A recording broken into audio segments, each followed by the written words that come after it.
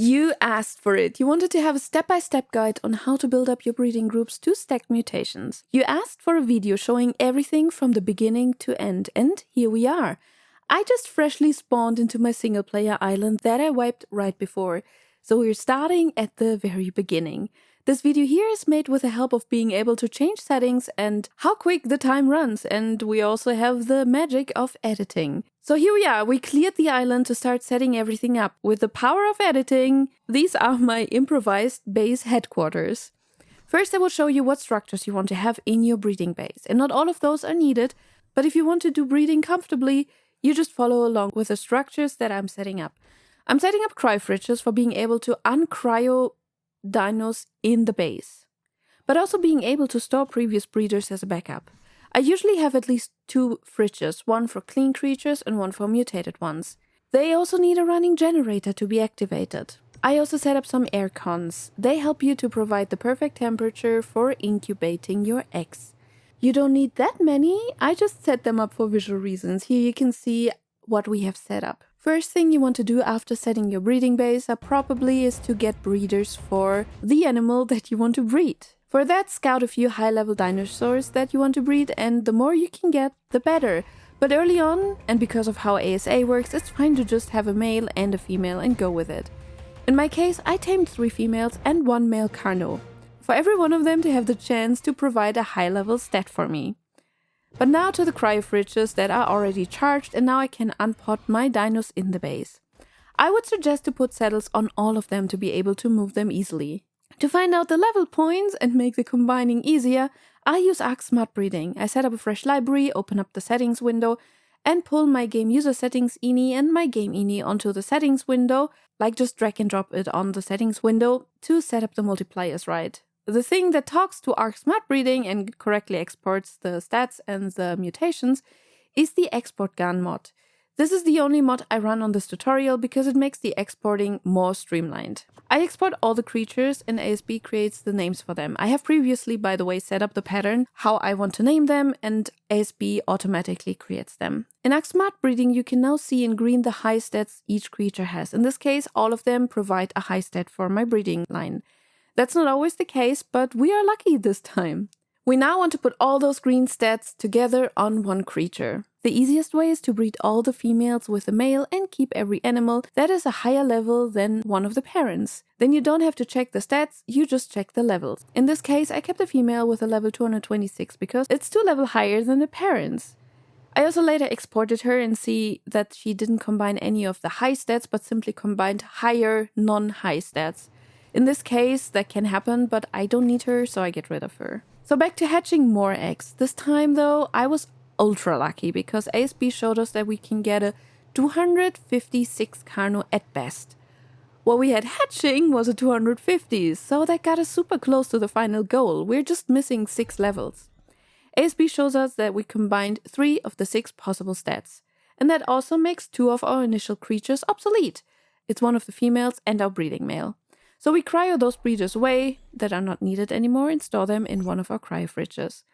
The level 250 male is now the new breeder, and we made it with the 2 remaining females. We need a few tries to get something useful out of this, but that is completely normal. The chance to get the better stat from a parent is only 55% per stat, so it gets rolled for each stat separately. So you can imagine how rare it is if you compare it with throwing a coin and having a coin land on the same side for as many times as you have stats you want to transfer. And here we come to a very interesting point. We get higher level babies that each have stats overlapping that I want to combine. The chance of getting a combined offspring out of those is quite high, so I keep them and I use them as an in-between step. The highest offspring I can get out of these is a level 254. I cryo another female that I now don't need anymore and keep the female that still has the last stat that I need to combine. And of course, it still needs a few attempts until I am lucky enough to get a 254 offspring. And since it's the wrong gender, I keep it, but I keep breeding further. In one of my next runs, I was lucky enough getting the 254 male, which I can then use for breeding with the last remaining tamed female to get us the last stat carried over. I get rid of the 254 female because I don't need her anymore. Now, breeding the 254 male with the 224 female can get highly different results, so it takes a while to actually carry over one specific stat to the rest. I decide in the middle of it to keep a female with a level 242. She has the stat that I need to carry over, but she also has a few other stats from the male. That makes the likelihood much higher for me to get a fully combined one. That's just simply because there are less possibilities of combinations I can get. And that finally gave me my first 256 Carno, so the fully combined Carnotaurus. It's a female, and I breed her back with the 254 male. It is now really likely to get another because it's just one stat that differs. And I keep all of the 256 females to use them to create my initial breeding group to create more breeders. And this is the base of our mutation stacking that we are going to do later on. So we officially finished the combining at this point, and I can cry away every dino that does not have the level we are looking for. I set up saddles for all of the females because it makes it so much easier to put them into a line. I later decide against this setup because having them in 2 rows next to each other makes it possible to breed them without having to reposition the male during the breeding. I place 2 rows having them face away from each other, and because of the height of the Carnus, I can simply build 2 ramps and snap ceilings to it to have a platform the male can walk on. With the Oviraptor, I don't need to pick up the eggs anyway, so this is a really nice and compact setup. I'm testing out if the range is good enough, and I can reach all females on there. Sweet! This is a good setup for boosted stats. On official, you probably don't get around having several of these setups and walk the male from setup to setup. I also hatch another Oviraptor because I will use it to transport eggs later on. When the Oviraptor is facing to the hatching area in the right angle, using O in its inventory pukes out the eggs in a very reliable right spot. When getting rid of the babies, I realized that having a metal area below the hatching spot might be smarter because I'm destroying the floor with my metal pikes. So I quickly change out the stone for metal foundations. What I'm now looking for is any Carno that is level 258 because it's 2 levels higher than the initial breeding group. That means it has a mutation. And first I find a life mutation. It's on a female though, but not a problem, we keep her. The male mutation is a male, so no extra work needed here. Now to the little morbid part of the ARK breeding. I set up a few industrial grills because you will end up with a lot of meat, but especially prime meat. Cook it and it will provide food for your dinos during the whole breeding process. I get an additional stamina mutated Carno, also on a female, and of course we keep it for now. The life and stamina mutated females are now set up to be mated with an unmutated male, so I can get a male offspring out of that mating with both of the mutations. After a few hatches, I get stamina on a male. Yay! This is going to be the stamina line breeder male.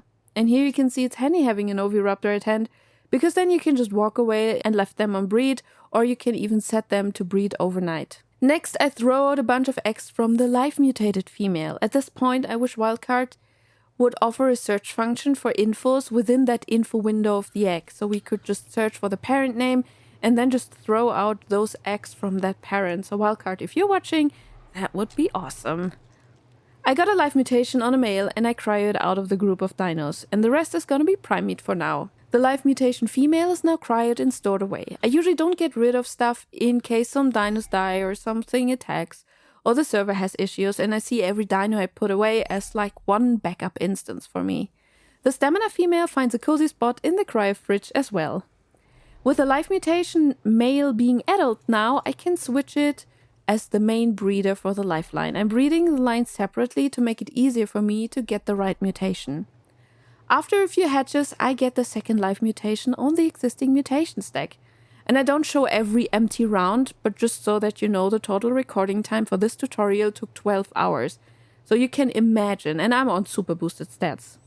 Since it's a female now again, I seem to be very lucky today to show you on how to transfer mutations that often. We need to breed her back to an unmutated male, and 2 hatches later, we also get it. With the live 2 male being now adult, we switch out the previous male with it, and we breed our unmutated females with the live 2 male. As you can see, the initial females are staying where they are, and they will never ever be switched out. And a bunch of hatches later, we are continuing with our streak of getting the mutation on a female. Live 3, our third live mutation, is on a female as well. Breeding her back with an unmutated male gives me a male offspring with a mutation. So the live 3 male is now our new breeder male, and the old one is going into the cryo fridge being stored away. And what follows is now almost 1 hour of hatching babies on super boosted rates to get the live 4 mutation. I eventually get it though, on a female. I'm really lucky in these 50-50 chance business, or unlucky, it depends how you see it. At least I got my mutation transfers first hatching group, the first baby, and that makes it a little less tedious. The live 4 male is adult and it replaces the old male as the breeder. I'm going to breed to 5 mutations here. First, to make this video below 10 hours, but also nothing changes within your setup until you reach your final mutation.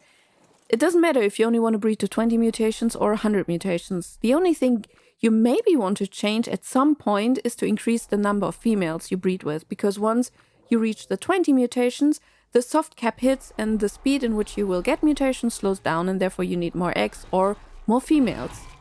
But other than that, you never change a single thing. What follows again is what felt like an eternity of hatching eggs and not getting the right mutation.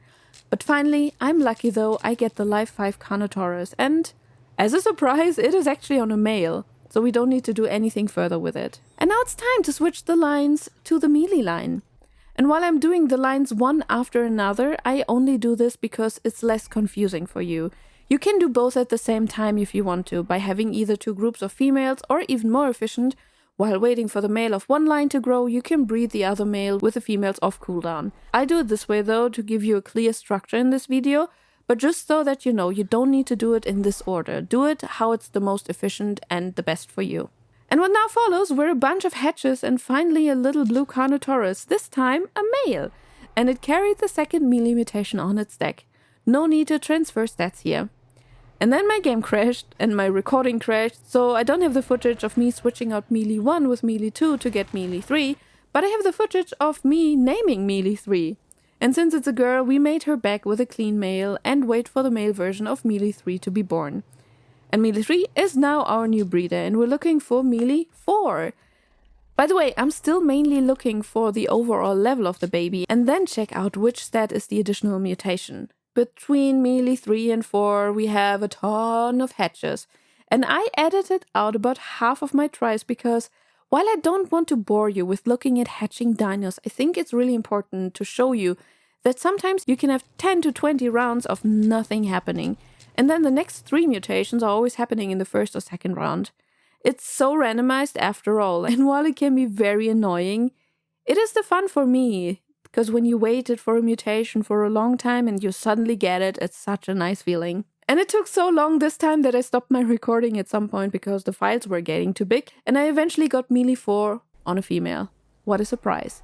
And I had to transfer the mutation over via mating with a clean male. And it was again the first hatch in which I got the mutation transferred, and I was even more happy to see that the little pink horns get transferred as well. With melee 4 now being the new male, I want to also have a look at our ASB library, because while I still export all of the dinos, it might be interesting for you to see how it looks now. When using the export gun, you can get the mutations in a separate column, and you can see in the overview which mutations we have.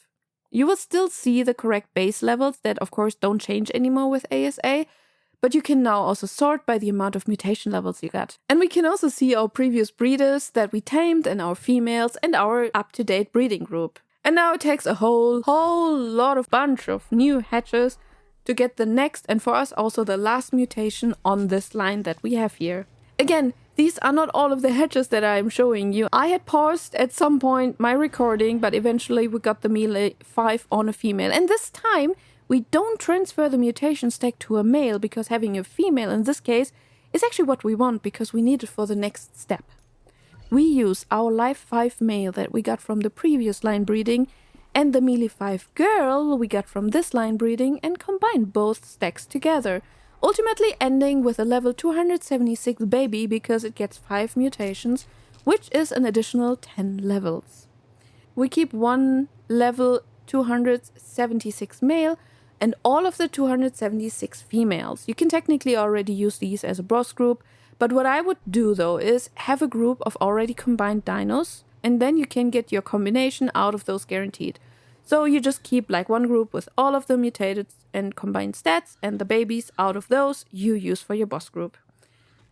I usually also put the tribe mate into the name of the dinosaur in case my lines ever get stolen, and this is a thing in PvE that is usually against the server rules, so it's always nice to have a proof that it's your line. On PvP it usually doesn't matter, so if you're on PvE, it's a nice safety feature. On PvP, don't worry about it. But with this final group, you can create offspring, let your tribe mates imprint their creatures for bosses, raids, and farming.